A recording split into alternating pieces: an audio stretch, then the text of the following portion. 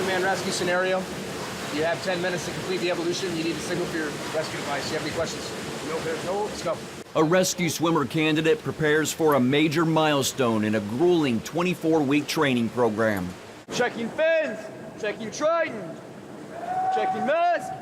One of the toughest tests for rescue swimmer candidates is what's called the non-compliant survivor test.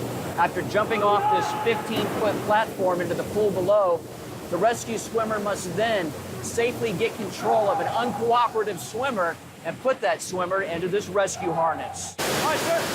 Ready to go on now. Keep your arms aside, okay? Fire station, please. Ready to go.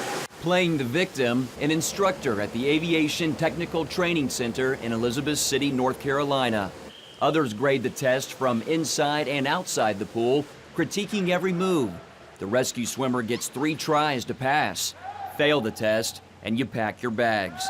A lot's at stake for these Coast Guard airmen. They've already invested 10 weeks in the most demanding training program in the Coast Guard. Approximately 65 to 70% will not make it through the program. Although we get some incredibly gifted athletes into our program, the toughest part of this training is definitely in the pool. And it's a combination of persistence, courage, comfort in the water. And, you know, some of the students have it and some don't. If they do, we can enhance it. And if they don't, there's nothing you can do to give them that. But we do everything that we can for those who are determined to make it through the program to see that they will succeed.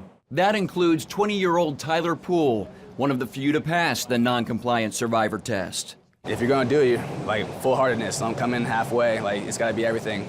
For me, there's nothing else. I'm stuck here for not here, but in the Coast Guard for another 5 years. And there's nothing else here I want to do besides be a rescue swimmer. So if you're going to do it, go all the way. Poole says the 2006 film The Guardian, starring Kevin Costner and Ashton Kutcher, inspired him to be a Coast Guard rescue swimmer. Chief Ken Keast is one of the instructors. I coined the phrase, we are the guardian angels. You know, people are out there in distress. It's dark, it's stormy. They're at their most worst, and they're more than likely praying to Jesus to save them. And who comes overhead? Their guardian angel in an orange helicopter, and they deploy a Coast Guard rescue swimmer. In 2011, the Coast Guard reported it saved the lives of around 3 out of 4 people it went after on the water. Coast Guard helicopter crews save approximately 850 lives each year. In 2005, that number spiked to around 7,500, the vast majority being Hurricane Katrina victims. Keast, a rescue swimmer for 22 years, knows firsthand the importance of the job. His Christian faith also motivates him to see recruits succeed. I pray every day for these students. I get on my knees in my office before I come out and before they get in the pool, and I just ask for his guiding strength and the Holy Spirit to fill these students with courage, strength, and endurance, that they all make it through this school. We need these students through this school. Instructor Petty Officer First Class Rob Morgan says the fleet's current number of rescue swimmers is around 80% of the ideal total.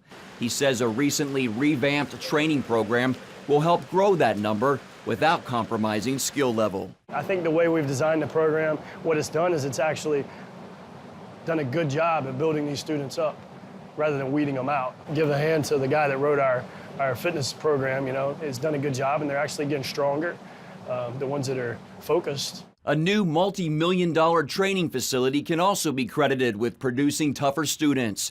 Keast demonstrates a touchscreen control panel that produces waves in the pool, turns on fans which can simulate 70-mile-per-hour winds, triggers nozzles which spray sheets of rain, and controls dozens of sound effects: thunder, rotors, jets, foghorns, and sirens, just to name a few. 28-year-old Graham McGinnis recently graduated from the Rescue Swimmer School. It was his second try, yet his perseverance paid off. New Orleans is his next assignment. I've learned so much about myself, and I've learned so much about the power of God and what He really can do when you need Him the most, especially. So, it's been a big journey. It's been a lot for me. A lot of prayer for you? Absolutely, absolutely. It's amazing where you can squeeze in a prayer. As long as you got a spare second, you got time to make a prayer. Like Keast, McGinnis is a Christian. He says he was 8 years old when he knew he wanted to be a rescue swimmer. God's got a higher calling for me, and for me, it's jumping out of helicopters.